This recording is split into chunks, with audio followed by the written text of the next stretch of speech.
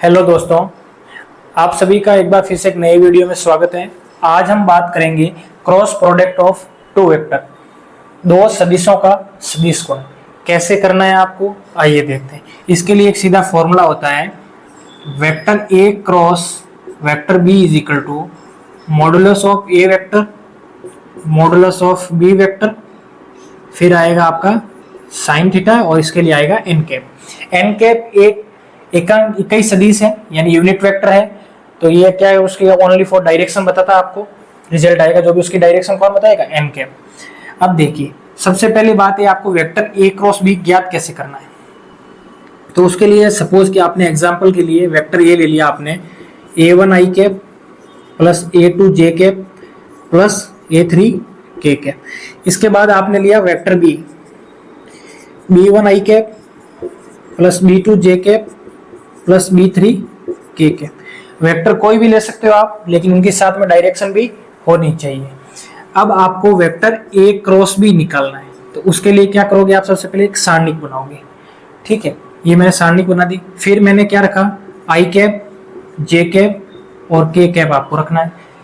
फिर आपने vector A के जो आई के कोएफिशिएंट उनको इसमें सारणिक में पुट करना है। यहाँ देखिए a1 a2 a3। फिर वेक्टर बी में जो आई कैप जे कैप और के कैप के जो कोएफिशिएंट है उनको इसमें रखो, b1 b2 b3। अब इसको आपको सॉल्व करना है। आपने मैट्रिक्स में ऐसी डिटरमिनेंट जो सारणिक थी उनको आपको सॉल्व किया था आपने, तो देखिए vector A cross vector B is equal to, मैं यहाँ से सॉल्व करता हूँ, आई कैप, जब आई कैप निकालना हो आपको तो आई कैप को छुपा दीजिए आप, फिर इनका मल्टीप्लाई कर दीजिए क्रॉस, तो यहां से कितना हो जाएगा,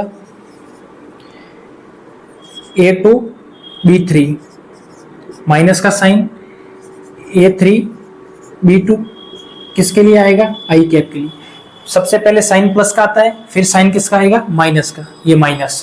फिर जे कैप के लिए क्या करोगे, आई और इसका मल्टीप्लाई करोगे, तो यहां से हो जाएगा a1 b3 minus a3 b1, ये आया जे कैप। फिर के कैप के लिए क्या करोगे, फिर साइन आएगा प्लस का, के कैप के लिए इसको छुपा दोगे और इनका cross multiply, a1 a2 minus a2 b1, ये आया आपका के कैप। तो ये आपका रिजल्ट, फाइनल रिजल्ट इसका मिला। ठीक है, इसी प्रकार हम दूसरा एग्जांपल लेते हैं और उसके बारे में बात करते हैं। आपको एक एग्जांपल करवा देते हैं जिससे आपको ये फॉर्मूला है जो आपको माइंड में बिल्कुल फिक्स हो जाएगा।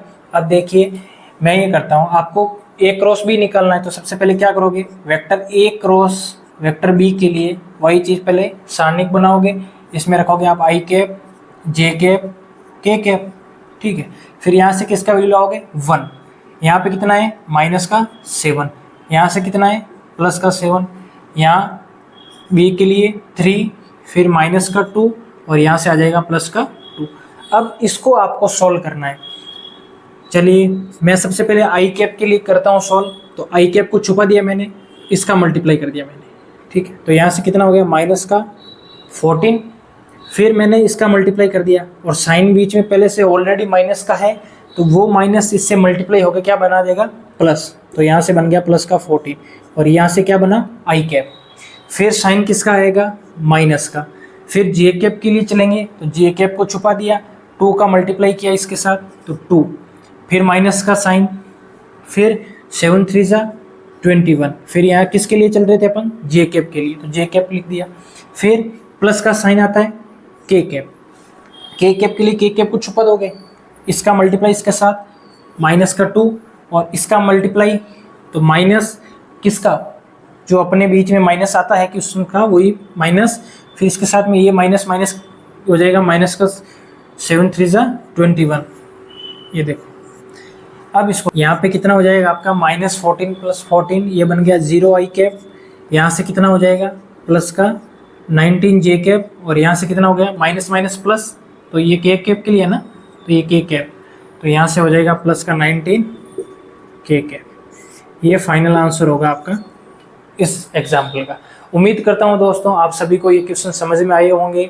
अगर समझ में आए हैं आपको और वीडियो के अंत तक बने हुए हो आप, तो चैनल को सब्सक्राइब, वीडियो को लाइक ज़रूर करें, अपने दोस्तों के साथ भी शेयर करें। चलिए मिलते हैं आपसे एक ऐसे ही नए वीडियो के साथ बहुत जल्द। Thank you.